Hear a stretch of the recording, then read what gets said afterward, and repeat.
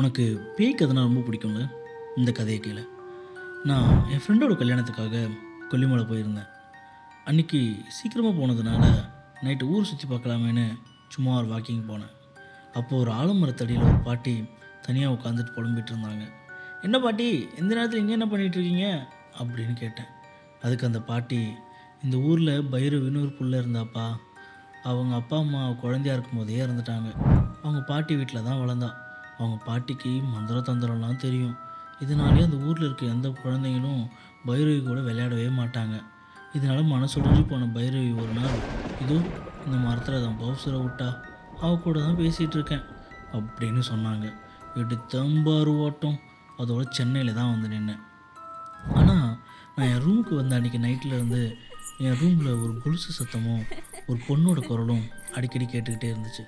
நான் என் ஃப்ரெண்டுக்கு ஃபோன் பண்ணி, டேய் மச்சான், இதுமாரி உங்கள் ஊரில் இந்த ஆலமரத்து அடியிலன்னு தான் சொன்னேன்.